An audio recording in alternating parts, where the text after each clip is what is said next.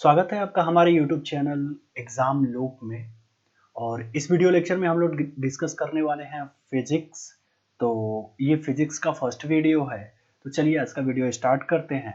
और फिजिक्स में हम लोग जो डिस्कस करेंगे वो डिस्कस करेंगे यूनिट एंड मेजरमेंट, मात्रक और उसके मापन। तो सबसे पहले समझते हैं कि क्वांटिटीज क्या होती हैं, राशियां क्या होती हैं। तो सिंपल सी बात है, जिनको आप अंकों में जिनको आप नंबर्स में यानी संख्या में आप जो है डिनोट कर सके, वो क्या है, क्वांटिटीज हैं, राशियां हैं। जैसे अगर मैं फॉर एग्जांपल कहूँ कि क्लास में कितने बच्चे हैं, तो आपका कुछ ऐसा आंसर होगा कि 20, ठीक है, या 50। तो ये जो 20 और 50 है, ये क्वांटिटीज है, राशियां हैं। लेकिन अगर वहीं पे मैं फिजिकल क्वांटिटीज की बात करूं, भौतिक राशियों की बात करूं, तो इसका मतलब ये हो जाता है कि आपने फिजिक्स को यूटिलाइज करके, भौतिकी के नियमों को यूटिलाइज करके आप उसको नंबर्स में डिनोट कर रहे हैं। ये फिजिकल क्वांटिटीज है। जैसे फॉर एग्जांपल कि मैंने कहा 4 मीटर यानी 4 मीटर। इसका मतलब क्या हुआ? 4 मीटर का मतलब क्या है कि देखिए, ये 4 है, इसको आप क्वांटिटीज कह सकते हैं। ये जो मीटर है, आप लेंथ को मापते हैं मीटर में, तो ये हुआ जो है फिजिकल क्वांटिटीज। ठीक है, फिजिकल क्वांटिटीज। ठीक है, तो ऐसे फिजिकल क्वांटिटीज क्या क्या हो सकते हैं? जैसे कि आपने लंबाई को मापा, या फिर द्रव्यमान को मापा, टाइम हो गया, दाब हो गया, बल, विद्युत धारा, संवेग, घनत्व इत्यादि। ऐसे कई सारे जो है कि फिजिकल क्वांटिटीज है, जिनको आप, जैसे अगर मैं कहूँ ये कोई एक आयत है, और इसकी जो लेंथ है 4 मीटर है, और जो इसकी चौड़ाई है, विड्थ है, वो है 2 मीटर है, और मैं कहूँ इसका एरिया क्या होगा, तो आप कहेंगे लंबाई गुणा में चौड़ाई होता है, यानी 4 into 2 equal to 8 metre square. ठीक है ना? तो ये जो मीटर स्क्वायर है, 8 मीटर स्क्वायर, ये क्या है? एक फिजिकल क्वांटिटीज है। मेरे ख्याल से अब क्लियर हो गई होगी बातें। तो इसी फिजिकल क्वांटिटीज को आगे जब बढ़ाते हैं, तो आइए देखते हैं कि ये कितने टाइप्स के होते हैं, यानी भौतिक राशियों के प्रकार, टाइप ऑफ फिजिकल क्वांटिटीज की कितने टाइप्स के होते हैं फिजिकल क्वांटिटीज। कि आप हेल्प के लिए हमने इसको दो पार्ट में डिवाइड कर रखा है। एक डायरेक्शन यानी दिशा के बेसिस पे, दिशा के बेसिस पे, जिसमें डायरेक्शन के बेसिस पे। दूसरा हमने बांट रखा है डिपेंडेंट के बेसिस पे, कि जो डिपेंडेंट का मतलब है कि जो स्वतंत्र है। ठीक है ना?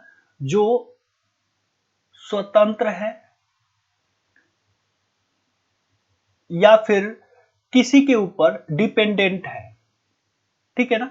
यानी उसकी स्टेटस क्या है, उस आधार पे हमने बांट रखा है। अब डायरेक्शन की अगर मैं बात करूं, तो कुछ हो सकता है जिसमें डायरेक्शन की जरूरत पड़ती है, और कुछ हो सकता है जिसमें डायरेक्शन की जरूरत नहीं पड़ती है। यानी एक तो हमने ले लिया कि नो डायरेक्शन, कि जिसको व्यक्त करने के लिए, जिसको जो है एम्फेसाइज करने के लिए, जिसको बताने के लिए हमें डायरेक्शन की जरूरत नहीं पड़ती है। और एक होता है जिनको बताने के लिए हमें डायरेक्शन की जरूरत पड़ती है, यानी दिशा की जरूरत पड़ती है। एक होता है नो डायरेक्शन, यानी जिसमें जो है दिशा की जरूरत नहीं पड़ती है। ठीक है। एक है विद डायरेक्शन, जिसमें हमें, जिसको व्यक्त करने के लिए दिशा की जरूरत पड़ती है, डायरेक्शन हमें बतानी पड़ती है। ठीक है। जिसको व्यक्त करने के लिए हमें डायरेक्शन की जरूरत नहीं पड़ती है, दिशा की जरूरत नहीं पड़ती है, उसको हम कहते हैं स्केलर क्वांटिटीज, यानी अदिश राशि। लेकिन जिसको, जिन राशियों को, जिन भौतिक राशियों को, जिन फिजिकल क्वांटिटीज को व्यक्त करने के लिए, दिखाने के लिए, बताने के लिए हमें डायरेक्शन की जरूरत पड़ती है, यानी दिशा की, उसके साथ में हमें दिशा भी बतानी पड़ती है कि अगर ये उसकी क्वांटिटीज है तो किस डायरेक्शन में लग रहा है, दिशा की भी जरूरत पड़े, तो उसे हम कहते हैं वेक्टर क्वांटिटीज, यानी सदिश राशि। तो आइए देख लेते हैं स्केलर क्वांटिटीज में। फॉर एग्जांपल कि हमारा लेंथ हो जाता है, अगर आप लंबाई मापते हैं तो कैसे मापते हैं, कह देते हैं कि 4 मीटर, ठीक है ना। ये 4 मीटर, इसकी लंबाई कितनी है, लेंथ कितनी है, 4 मीटर है। 4 मीटर, अब ईस्ट है वेस्ट है, डायरेक्शन की जरूरत नहीं पड़ती है, 4 मीटर हम बोल देते हैं। जैसे हो गया मास, द्रव्यमान, द्रव्यमान को भी व्यक्त करने के लिए हमें डायरेक्शन की जरूरत नहीं पड़ती है, दिशा की जरूरत नहीं पड़ती है। डिस्टेंस हो गया, एरिया हो गया, क्षेत्रफल हो गया, क्षेत्रफल बताने के लिए डायरेक्शन की कोई जरूरत नहीं पड़ती है। डेंसिटी, घनत्व हो गया, करंट हो गया। अब बात करते हैं वेक्टर आइडेंटिटीज की, सदिश राशि की। सदिश राशि, जैसे अगर मैं कहूं जिनको व्यक्त करने के लिए हमें दिशा की जरूरत पड़ती है, डायरेक्शन की जरूरत पड़ती है। जैसे हम, ये कोई ऑब्जेक्ट है, ये कोई क्या है, पिंड है, और इस पे मैं फोर्स यूटिलाइज करूं यानी बल अगर लगाता हूं, तो अगर इस डायरेक्शन में अगर बल लगाता हूं, देखिए बल का जो डायरेक्शन है इधर लगाता हूं, तो ये पिंड कुछ ना कुछ रिप्लेस होके और यहां तक आ जाएगा। यानी हमने बल किस डायरेक्शन में लगाया। अगर हम यहाँ पे बल लगा रहा हूं 10 न्यूटन का, ठीक है ना, 10 न्यूटन का बल लगा रहा हूं, तो ये भी हमें बताना पड़ेगा कि अगर 10 न्यूटन का बल लग रहा है इस ऑब्जेक्ट पे, तो किस डायरेक्शन में लग रहा है। तो ऐसे जो है कि क्वांटिटीज, ऐसे फिजिकल क्वांटिटीज जिनको व्यक्त करने के लिए हमें डायरेक्शन की भी जरूरत पड़े, परिणाम के साथ साथ डायरेक्शन की भी जरूरत पड़े, तो हम उसको कहते हैं वेक्टर क्वांटिटीज या सदिश राशि। तो इसका फॉर एग्जांपल क्या क्या हो जाते हैं, जैसे कि कौन कौन से क्वांटिटीज आते हैं, फिजिकल क्वांटिटीज आ जाते हैं, जैसे कि विस्थापन हुआ यानी डिस्प्लेसमेंट हुआ। तो डिस्प्लेसमेंट हमें बताने के लिए कि कितना डिस्प्लेसमेंट हुआ, उसके साथ हमें डायरेक्शन भी बताना पड़ेगा कि डिस्प्लेसमेंट किस डायरेक्शन में हो रहा है, बल की दिशा में डिस्प्लेसमेंट हो रहा है या बल के विपरीत दिशा में डिस्प्लेसमेंट हो रहा है, ठीक है। त्वरण के दिशा में हो रहा है, त्वरण के विरुद्ध हो रहा है। तो जैसे हमारा वेग हुआ, याद रखना स्पीड, ठीक है ना, यानी चाल। अगर मैं चाल की बात करूं तो ये एक अदिश राशि है, स्पीड अदिश राशि है, और वेग क्या है, सदिश राशि है। यानी स्पीड आपको चाल बताने के लिए कोई दिशा की जरूरत नहीं पड़ती, लेकिन वेग आप अगर डिनोट कर रहे हैं वेग को, ठीक है ना, वेलोसिटी को, तो आप, ये एक सदिश राशि है, हमें बताना पड़ेगा तो वो किस डायरेक्शन में है, ठीक है।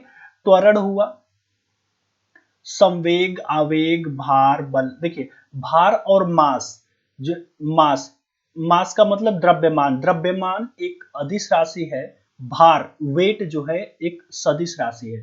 यानी ये जो भार है, ये जो वेट है, ये अगर वेट लग रहा है तो किस डायरेक्शन में लग रहा है, किस दिशा में लग रहा है, ये भी हमें बताना पड़ेगा।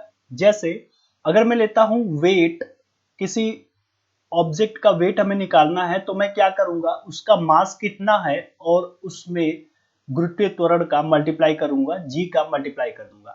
अब जी हर जगह पे एक जैसा नहीं होता है, जी का मान चेंज होते रहता है। जैसे कि अगर आप इक्विलेटरल पे जाए, ये अर्थ है, अर्थ के इक्विलेटरल पे जाए तो यहाँ पे जी का मान कुछ और होता है, उसके पोलर पे जी का मान कुछ और होता है।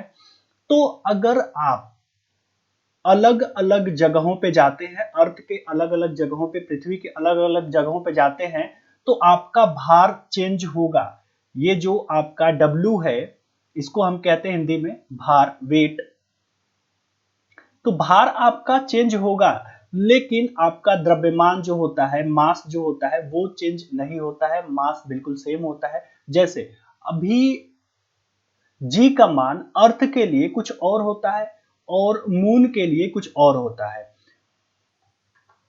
यानी जो मून का ग्रेविटी होता है वो अर्थ के ग्रेविटी का छठा भाग होता है। तो जो अर्थ पे किसी ऑब्जेक्ट पर, अगर ये कोई ऑब्जेक्ट है और इसका जो W यानी जो भार है वो मान लेते हैं कि 60 है, तो मून पे कितना होगा, इसका ये छठा भाग हो जाएगा, ठीक है। तो कहने का मतलब है कि भार तो हमारा चेंज हुआ, लेकिन अगर इसी ऑब्जेक्ट का जो मास है यानी जो द्रव्यमान है वो अर्थ पे भी सेम रहेगा और मून पे भी वो मास सेम रहेगा। मास यानी द्रव्यमान चेंज नहीं होता है, भार यानी वेट चेंज होता है। क्यों चेंज होता है, क्योंकि जो ग्रेविटी है वो हर जगह हर प्लेस पे एक जैसा नहीं होता है। मून पे अलग होता है, अर्थ के अलग अलग भाग पे अलग अलग, पहाड़ों पे चले जाएंगे तो ग्रेविटी अलग हो जाएगा, इक्वेटर पे आ जाएंगे तो ग्रेविटी अलग होगा। क्लियर है? बल आघूर्ण हुआ, ये भी एक स्केलर वेक्टर क्वांटिटीज है, यानी सदिश राशि है। कोणीय वेग हुआ, विद्युत विद्युत क्षेत्र हुआ, चुंबकीय क्षेत्र की तीव्रता हुआ। तो ये सब क्या है, ये जितने भी क्वांटिटीज हैं वो सब के सब क्या है, सदिश राशि है, वेक्टर क्वांटिटीज है। अब आइए देखते हैं कि फंडामेंटल जो है क्वांटिटीज क्या होते हैं, मूल राशियां क्या होती हैं। मूल राशियां की अगर मैं बात करूं कि जो ऐसा कह सकते हैं कि जो किसी पर निर्भर नहीं है, जो बिल्कुल डिपेंड है, जो सबसे स्वतंत्र है, किसी पे कोई उसकी निर्भरता नहीं है। जैसे कि अगर मैं कहूं कि टोटल फंडामेंटल यूनिट्स या फिर फंडामेंटल आइडेंटिटीज जो है, क्वांटिटीज कितने हैं, तो टोटल 7 हैं। क्लियर है बातें? कौन कौन से, तो देखेंगे द्रव्यमान यानी मास, ठीक है, द्रव्यमान हुआ, लंबाई यानी लेंथ, ठीक है ना, मैं हिंदी में लिखा हूं लेंथ, आप जो है कि इंग्लिश में लिख सकते हैं। जैसे टाइम हुआ, समय, उसके बाद विद्युत धारा जो करंट है वो, ये जो क्वांटिटीज हैं वो बिल्कुल किसी पे डिपेंड नहीं होते हैं, बिल्कुल स्वतंत्र होते हैं। पांचवा है टेम्परेचर, तापमान, और छठा है पदार्थ की मात्रा, अमाउंट ऑफ सब्सटेंस, पदार्थ की मात्रा, इसकी जो यूनिट होती है वो मोल होती है, ठीक है ना, मोल होती है। तो जो सातवां एसआई यूनिट लिया गया था वो पदार्थ की मात्रा ही था। सातवां है ज्योति तीव्रता। ये 7 ऐसे क्वांटिटीज हैं जो बिल्कुल डिपेंड है, किसी बिल्कुल स्वतंत्र है, जो किसी पे निर्भर नहीं है। अगर मैं बात करूं ड्राइव जो है कि क्वांटिटीज की, यानी व्युत्पन्न, नाम से ही स्पष्ट है कि वो जो मूल राशियां हैं, मूल राशियों पे निर्भर है। जो व्युत्पन्न राशियां हैं वो मूल राशियों पे निर्भर होता है, यानी जो भी यहां से क्वांटिटीज बनेंगे, यानी फिजिकल क्वांटिटीज बनेंगे, वो सब के सब किस पे निर्भर होंगे, इन्हीं सातों पे, जो मूल राशियों पे निर्भर होंगे। फॉर एग्जाम्पल अगर मैं कहूं कैसे, तो एग्जाम्पल हम देख लेते हैं। जैसे मैं कहूं स्पीड, स्पीड यानी चाल बराबर क्या होता है, तो आप कहेंगे डिस्टेंस अपॉन टाइम। क्लियर है? अब इस डिस्टेंस को मापते किस में है, तो आप कहेंगे इसको लेंथ में मापते हैं, ठीक है ना, लंबाई में मापते हैं डिस्टेंस को। अरे 4 मीटर, 5 किलोमीटर, तो लेंथ में ही तो मापते हैं। टाइम यानी सेकंड में मापते हैं, ठीक है। तो टाइम पे अब स्पीड निकालना होगा, किसी भी ऑब्जेक्ट का स्पीड अगर हमें निकालना है तो हमें उसकी लेंथ यानी उसका डिस्टेंस, डिस्टेंस हम किस में मापते हैं, लेंथ में मापते हैं, और टाइम को सेकंड में मापते हैं। तो यानी टाइम और उसके लेंथ पर डिपेंड करता है। तो इन 7 क्वांटिटीज में जो हमारी मूल राशियां हैं, देखिए ये रहा हमारा लंबाई और ये रहा हमारा समय, ठीक है ना। तो इसी लंबाई और समय पे ही डिपेंड होगा उसका स्पीड। सेकंड एग्जांपल इसका देख लेते हैं। सेकंड एग्जांपल कि अगर मैं कहूं फोर्स, बल बराबर क्या होता है, फोर्स इक्वल टू m, जो उस ऑब्जेक्ट का मास है वो, और उसका मैं मल्टीप्लाई कर दूं एक्सेलरेशन, एक्सेलरेशन में यानी उसके त्वरण में, उसके त्वरण में, ठीक है। तो अब ये देखिए उसका जो मास है, इन्हीं 7 में से देखिए द्रव्यमान ये रहा मास, ठीक है, द्रव्यमान, और त्वरण होता है, एक्सेलरेशन होता है मीटर पर सेकेंड स्क्वायर, ठीक है। तो मीटर लेंथ को ही तो मापते हैं मीटर में, तो लेंथ, ठीक है, और सेकेंड स्क्वायर यानी कि टाइम। तो हमने देखा कि ये जो व्युत्पन्न राशियां हैं, यानी जो ड्राइव्ड यूनिट हैं, वो किस पे डिपेंड होती हैं? वो मूल राशियों पे डिपेंड होती है। ऐसे जितना भी व्युत्पन्न राशियां होंगी वो मूल राशियों पे डिपेंड होंगे। अच्छा, एक बात और कि अगर ये फंडामेंटल जो क्वांटिटीज हैं, जो मूल राशियां हैं, वो तो 7 है। व्युत्पन्न राशियां टोटल कितनी है? अगर कभी आपसे पूछा जाए कि व्युत्पन्न राशियां कितनी हैं, तो टोटल 22 व्युत्पन्न राशियां हैं और 20 तो फिक्स व्युत्पन्न राशियां हैं। कंफर्म है? तो टोटल कितनी व्युत्पन्न राशियां हैं, ड्राइव यूनिट है, तो 22 है। क्लियर है? तो ये जो व्युत्पन्न राशियां हैं वो किस पे? मूल राशियों पे डिपेंड होता है, यानी ये इसकी डिपेंडेंसी है, और ये इसकी कोई डिपेंडेंसी नहीं है, ये निर्भर नहीं होती है, ये बिल्कुल स्वतंत्र होती है।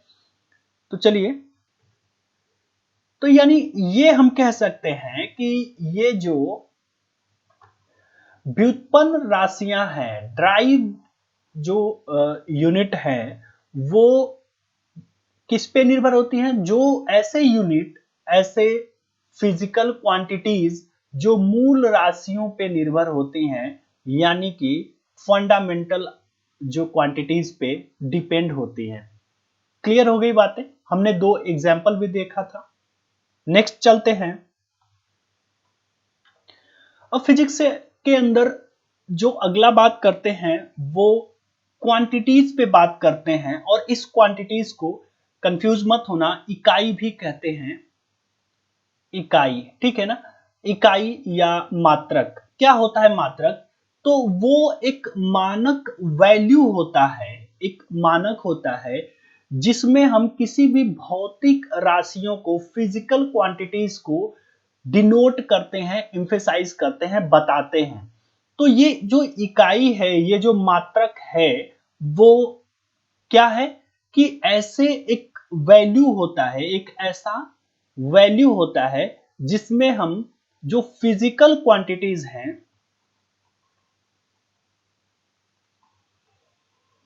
उसको हम क्या करते हैं? व्यक्त करते हैं। क्लियर है? अब देखिए, पहले क्या था कि पहले अलग अलग देशों में अलग अलग क्वांटिटीज, अलग अलग मात्रक यूज में लाया जाता था।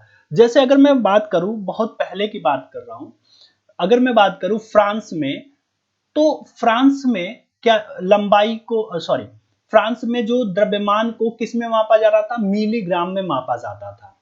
लंबाई को मिलीमीटर में मापा जाता था, समय को सेकेंड में मापा जाता था। ये बात है लगभग 1832 के ईस्वी के आसपास। तो फ्रांस में जो है कैसे मापा जाता था? द्रव्यमान को, मास को मिलीग्राम में, लंबाई को मिलीमीटर में, समय को सेकंड में मापा जाता था।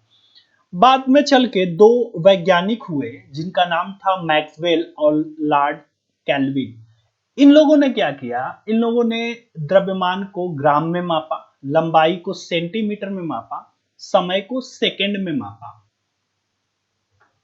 और यही आगे चल के सीजियस पद्धति का विकास करता है, और इसी को क्या कहते हैं? सीजियस पद्धति भी कहते हैं। और इसी सीजियस पद्धति को गॉस सिस्टम भी कहते हैं। GAUSS, Gauss. हिंदी में लिखेंगे तो ऐसे लिखेंगे, गॉस। गॉस सिस्टम, गॉस पद्धति भी कहते हैं। तो हम देख रहे हैं कि अलग अलग देशों में अलग अलग क्वांटिटीज, इकाइयां जो है प्रचलित है। जैसे ऐसे ही एक और इकाई है ब्रिटेन के अंदर जिसको FPS पद्धति कहते हैं, फुट पाउंड सेकेंड। ये FPS पद्धति है। इसमें क्या था कि द्रव्यमान को पाउंड में मापा जाता था, लंबाई को फुट में मापा जाता था, समय को सेकेंड में मापा जाता था। और ये जो पद्धति थी वो ब्रिटेन में चल रही थी, तो इसलिए इसको ब्रिटिश पद्धति भी कहते हैं। इसको क्या कहते हैं? ब्रिटिश सिस्टम भी कहते हैं।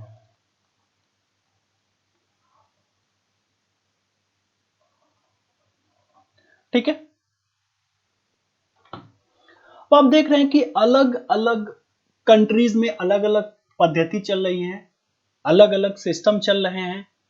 तो जब इंटरनेशनल व्यापार करने की बारी आती थी, जब एक कंट्री से किसी दूसरे कंट्री में व्यापार करना होता था, तो जरूरत पड़ी कि एक ऐसा सिस्टम, एक ऐसी पद्धति लाने के लिए जो इंटरनेशनल हो, जो सभी देशों के लिए मान्य हो और सभी देश उसी सिस्टम पे, उसी पद्धति पे व्यापार करें। जैसे अगर पहले कैसे हुआ करता होगा व्यापार, कि अगर इंडिया का, भारत का ब्रिटिश के साथ अगर कोई व्यापार चल रहा है, तो वो तो अपने सामान को केजी में भेजेगा, किलोग्राम में भेजेगा, लेकिन अगर वहां से ब्रिटेन से कोई सामान आएगा तो वो अपने सामान को किस में, पाउंड में जो है उसको कैलकुलेट करेगा, पाउंड में डिनोट करेगा। तो देखिए, अब एक फीट, एक जो है फुट में, एक फुट में कितना होता है, 12 इंच होता है, 12 इंच होता है। और एक फुट में 12 इंच होता है, और कितना मीटर होता है, तो 0.3048 मीटर होता है। एक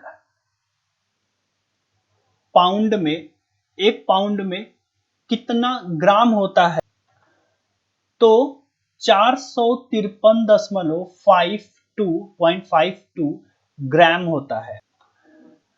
मेरे ख्याल से आप समझ गए होंगे, जैसे एक फुट में 12 इंच, और एक फुट में क्या होता है, कितना मीटर होता है एक फुट में, तो 0.3048 मीटर होता है। और एक पाउंड में कितना ग्राम होता है, अगर कहीं क्वेश्चन आ जाए तो बता सकते हैं, 453.52 ग्राम होता है। ठीक है, इसको इरेज कर देता हूं। देखिए, अब इंटरनेशनली व्यापार करने के लिए जो है, विश्व स्तरीय व्यापार करने के लिए जरूरत थी कि सभी देश एक ही यूनिट को फॉलो करें। द्रव्यमान को मापने के लिए एक ऐसा यूनिट होना चाहिए जो सभी देशों में लागू हो, और लंबाई को, समय को तो सभी देशों में लागू हो। ठीक है, उसी यूनिट पे सब लोग व्यापार करें, उस यूनिट को सब लोग फॉलो करें। तो इसके लिए 30 मई 1875 को फ्रांस के पेरिस में एक मीटिंग की गई। ठीक है, जिसमें जो है टोटल 17 कंट्रीज यानी 17 देश भाग लिए थे, और इस मीटिंग का नाम पड़ा था मीटर कन्वेंशन। ठीक है, तो इसमें क्या निर्णय लिया गया, मीटर कन्वेंशन से ही निकल के आया एसआई यूनिट, यानी जो है एसआई पद्धति। ठीक है, एसआई सिस्टम, एसआई यूनिट निकल के आया। तो इस एसआई यूनिट में क्या था कि द्रव्यमान को मीटर में मापा गया, लंबाई को किलोग्राम में मापा गया, और समय को सेकंड में मापा गया। और ये सभी देशों के लिए, यानी इंटरनेशनल पे ये यूनिट काम करने लगा, इंटरनेशनली। ठीक है ना, यानी सभी देश एसआई यूनिट, एसआई सिस्टम को फॉलो करने लगे। और इसी एसआई यूनिट का संक्षिप्त रूप, ठीक है, संक्षिप्त रूप यानी छोटा रूप एमकेएस पद्धति है, एमकेएस पद्धति है, यानी metre kilogram second. MKS system यानी एमकेएस पद्धति क्या है, तो इसी एसआई का, एसआई यूनिट का संक्षिप्त रूप है। देखिए, अलग अलग पद्धति में मात्रक अलग अलग, एक ही फिजिकल आइडेंटिटीज के मात्रक अलग अलग हो सकते हैं। जैसे मैं एनर्जी की बात करूं अगर, या ऊर्जा की बात करूं, तो ऊर्जा का अगर मैं बात करूं तो सीजीएस पद्धति में ऊर्जा का जो मात्रक होता है अर्ग, ठीक है ना, अर्ग हिंदी में। लेकिन अगर वहीं पे मैं एसआई यूनिट की मैं बात करूं कि एसआई यूनिट में क्या होता है, तो एसआई यूनिट में होता है जूल। ठीक है, जूल हिंदी में भी ऐसे ही होता है, जूल। ठीक है, अगर इन दोनों के कंपैरिजन की मैं बात करूं तो ये होता है एक अर्ग में 10 टू द पावर -7 जूल, ठीक है, यानी 10 to the power -7 joule is equal to 1 erg, ठीक है। तो एक जूल क्या हो जाएगा 1/10 टू द -7 अर्ग, क्योंकि ये 10 के घात -7 अगर इधर आएगा तो 1 बटे में 1/, हो जाएगा, यानी एक जूल में ये 10 पे -7 पावर है, ऊपर जाएगा तो प्लस का 7 हो जाएगा, 10 टू द पावर 7 अर्ग, ठीक है, अर्ग। तो ये याद रखना, ये याद रखो या फिर ये याद रखो, दोनों में से कोई एक याद रखना पड़ेगा आपको, ठीक है। ये हो जाता है मोस्ट इंपॉर्टेंट आपके लिए। ऐसा ही फोर्स का देख लेते हैं, यानी बल का। तो बल का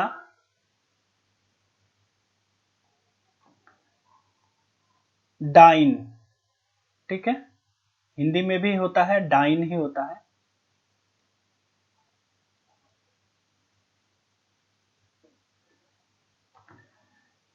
SI या फिर इसको मैं कहूं MKS, क्योंकि इसी का संक्षिप्त रूप होता है MKS पद्धति में क्या हो जाता है, इसमें इसका मात्रक क्या हो जाता है, न्यूटन, ठीक है, न्यूटन। अगर मैं दोनों के कंपैरिजन की मैं बात करूं, ठीक है, तो एक न्यूटन में कितना होता है 10 टू द पावर 5 डाइन होता है। तो अगर मैं एक डाइन की बात करूं तो कितना हो जाएगा 10 to the power -5 newton. Newton को n से दिखाते हैं, तो इतना याद रखना। ये भी हो जाता है याद रखने के लिए, मोस्ट इंपॉर्टेंट है, डायरेक्टली क्वेश्चन पूछा जाता है इससे। तो आज के क्लास में बस इतना ही। नेक्स्ट फिर हम किसी और वीडियो के साथ आपके साथ अपने नॉलेज को साझा करेंगे। Thank you very much. और अगर आप चैनल पे नए हैं तो please I am humble requesting with you कि आप चैनल को सब्सक्राइब करें, लाइक करें। अगर पसंद आता है वीडियो तो, अगर पसंद नहीं आता है तो डिसलाइक करें और कमेंट करके जरूर बताएं कि क्या खामियां हैं और क्या हमें इम्प्रूव करना चाहिए। तो तब तक के लिए thank you very much, bye bye.